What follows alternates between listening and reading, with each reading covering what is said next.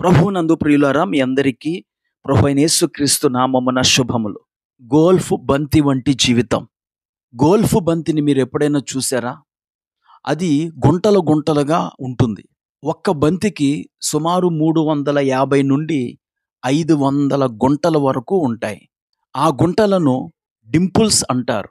ఈ గోల్ఫ్ బంతికి డింపుల్స్ ఉండటం వల్ల అది అత్యంత వేగంగా ప్రయాణించగలదు.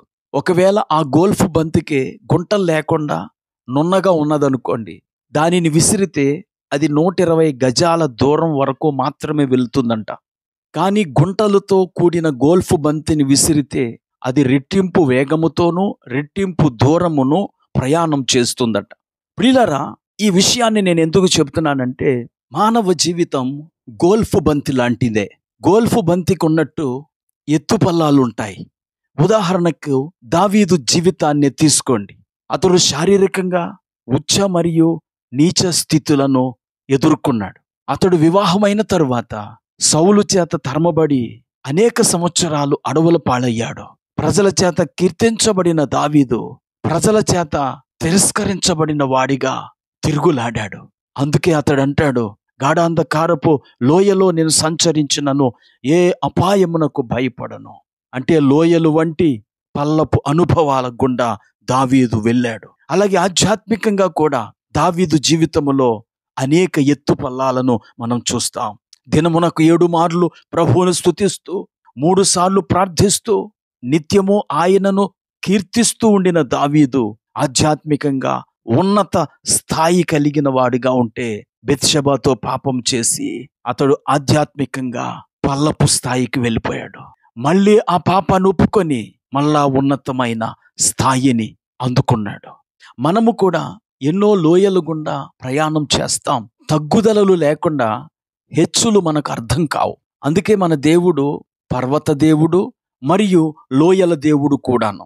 ఆయన మనకు హెచ్చు తగ్గులతో కూడిన జీవితాన్ని ఇస్తాడు. మొదటి రాజుల గ్రంథం 20 అధ్యాయం 28వ వచనంలో ఒక దైవజనుడు ఇశ్రాయేలు రాజుతో ఇలా అన్నాడు, యెహోవా దేవుడు కొండలకు దేవుడే గాని లోయలకు దేవుడు కాడని సిరియన్లు అనుకుంటున్నారు. అయితే మన దేవుడు కొండలకు లోయలకు కూడా దేవుడే అని సెలవిచ్చాడు. ఈ మాటలు వింటున్న వీక్షకులలో కొందరు నిరుత్సాహకరమైన పరిస్థితులను ఎదుర్కొంటూ లోయల గుండా ప్రయాణం చేస్తున్నట్టు ఉండొచ్చు. అయితే ఆ లోయల్లో కూడా దేవుడు మీతో ఉన్నాడని లోయల దేవుడుగా పిలువబడిన ఆయన మీకు సెలవిస్తున్నాడు. అందుకని దేవుని బిడ్డలమైన మనం మన జీవితాన్ని దేవునికి సమర్పించుకున్నప్పుడు, కలిమిలో ఉన్నప్పుడే కాదు, లేమిలో ఉన్నప్పుడు ఆయన తోడై ఉంటాడు. ఆరోగ్యంగా ఉన్నప్పుడే కాదు, రోగముతో ఉన్నప్పుడు కూడా ఆయన తోడై ఉంటాడు. ప్రార్థన చేసుకుందాం. కృపా కనికరం కలిగిన మా తండ్రి, నీకు వందనాలు. నీవు కొండలకు మాత్రమే కాదు, లోయలకు కూడా దేవుడని, మేము ఏ స్థితిలో ఉన్నా మీరు మమ్మలను విడిచిపెట్టరని ఈ మాటల ద్వారా మేము గ్రహించాం. ఈ మాటలు వింటున్న ప్రతి ఒక్కరూ తామున్న స్థితిలో నీ యందు విశ్వాసం ఉంచి ముందుకు సాగుటకు సహాయం చేయమని యేసుక్రీస్తు నామమున ప్రార్థించి వేడుకుంటున్నాము. ఆమేన్.